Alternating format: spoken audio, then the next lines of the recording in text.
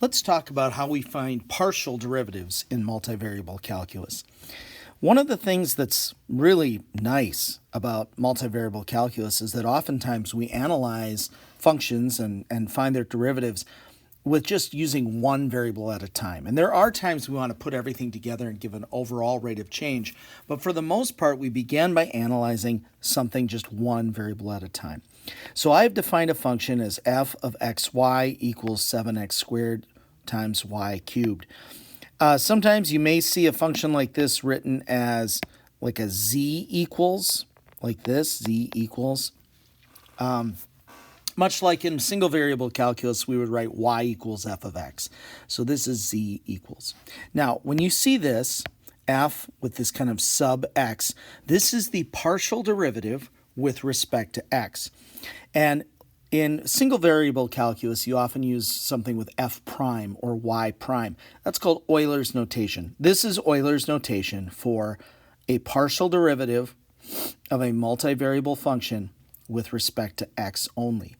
So you can look at this and say, well, if I were going to find the derivative, I would bring the 2 out front. I would drop the power by 1, 14x to the first. But then what do you do with y cubed? Well, you treat it as though it were just a constant. In this case, that's a constant multiplier. And constant multipliers, much like this 7, they just stay. We bring the 2 out front, it becomes 7 times 2, it's 14x. The y cubed just stays exactly where it was. So 14x to the first y cubed. That's it. We just treat y as though it were a constant. Next, we're going to find the partial derivative with respect to y. So again, you could say, well, y, I would bring the 3 out front. Y, now it would be squared. Well, what do I do with x?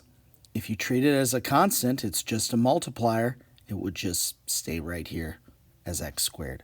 So bringing that 3 out, I'm going to combine, so 7 times 3, I'm going to have 21 x squared, y squared. And those are the partial derivatives. Let me just take a moment to talk about how you'd write this in Leibniz notation. If you remember Leibniz notation, dy dx. In this case, we denote a partial derivative with a little bit fancier d, and we'd say with respect to x. And this one would be the partial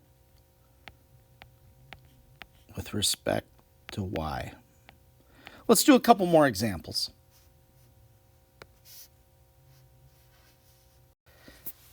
So here we have e to the 3x times the sine of 5y. And this looks really tricky at first because you think, okay, it's a product. All right, am I going to have to do product rule? Well, let me just point something out here. Let me highlight. We've got e to the 3x as a function, and we've got sine 5y as a function. If we're finding the derivative with respect to x, that means we treat y as a constant.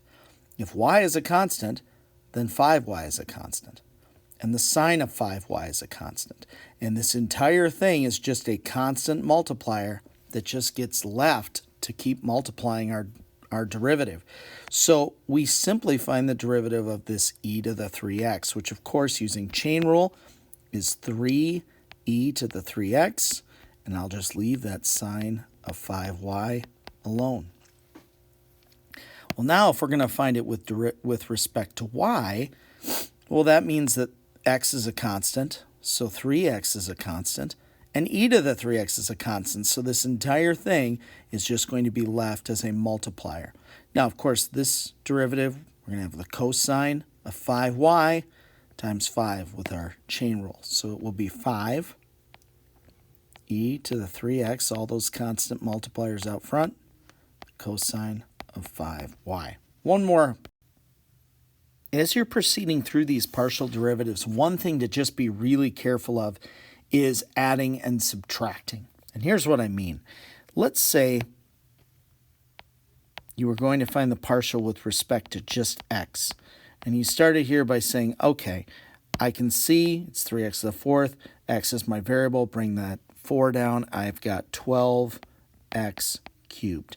And then you go over here and you know it's with respect to x, and y should be treated as a constant. That means if y is being treated as a constant, this whole thing is a constant. And when you find the derivative of plus or minus a constant, the derivative of that is 0. And it just feels really weird to have a variable being treated as a constant that then disappears when we take the derivative. Of course, I don't need to write a plus 0. We can just take that out.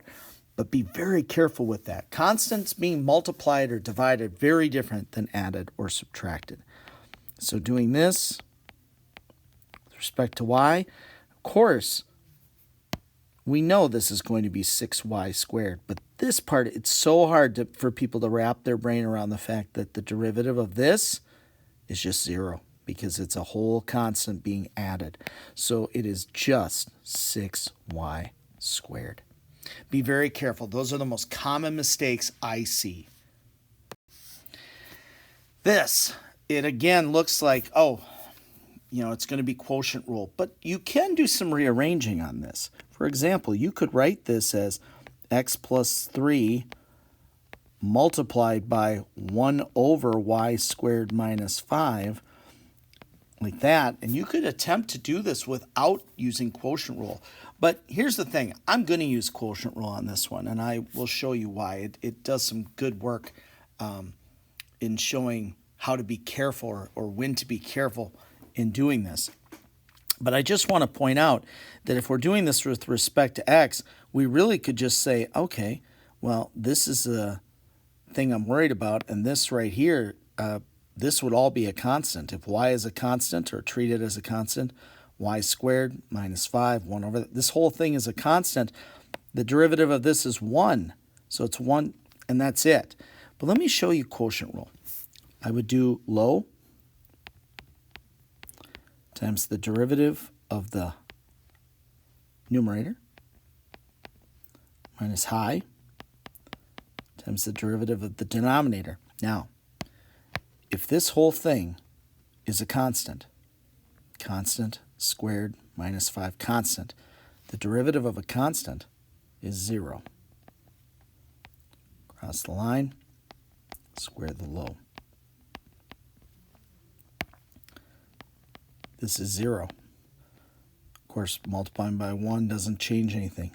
Y squared minus 5 over y squared minus 5 squared is just 1 over y squared minus 5, which is exactly what we would have gotten had we just identified this as a constant multiplier and found the derivative of this.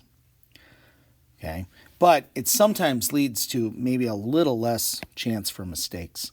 Let's do it again, this time with respect to y. So we're going to treat x as a constant. So you'll notice this entire numerator is going to be a constant. So low, d high, so the derivative of the numerator is just 0, minus high, d low, derivative of y squared is 2y, cross the line, square the low.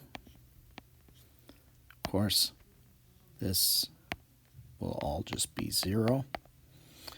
So we'd end up with negative 2y times x plus 3 over y squared minus 5 squared.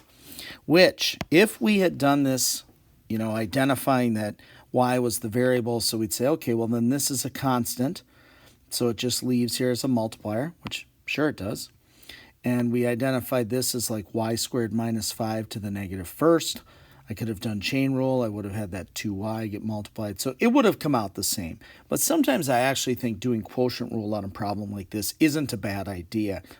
It just pays to be really careful with identifying, if one part, if the numerator or denominator will just end up being 0 when you take the derivative.